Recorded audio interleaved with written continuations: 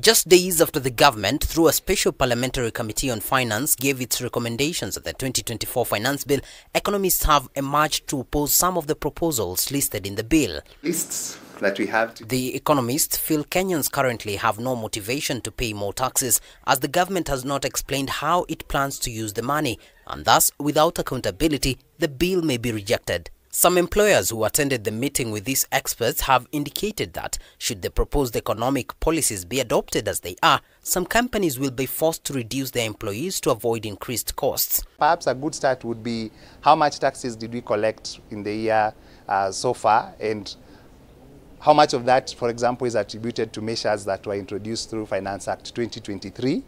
How have we used those taxes?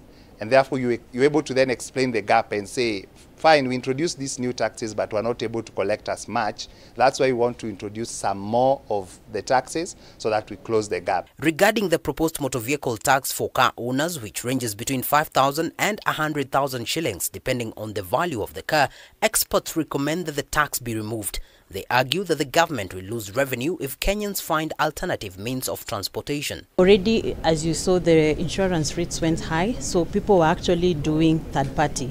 So when you introduce the motor vehicle tax, it's going to really make people actually now either reduce their spend in terms of the motor vehicle, reduce insurance, because you see it's the insurance company that are supposed to enhance compliance with this tax. So people will move away even from actually doing the right thing. The bill also proposes a VAT on banking and mobile money services, which experts say will lead to many Kenyans preferring to use cash, which will make it more challenging for the government to collect taxes and create opportunities for money laundering.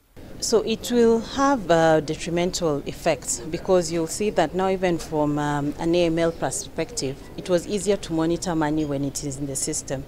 When we move to a cash economy, it will be hard to monitor in terms of where is the money coming from, where is it going to, because now if people are removing it from the system. The experts' request is for the government to listen to their recommendations, unlike last year when they felt their suggestions were ignored.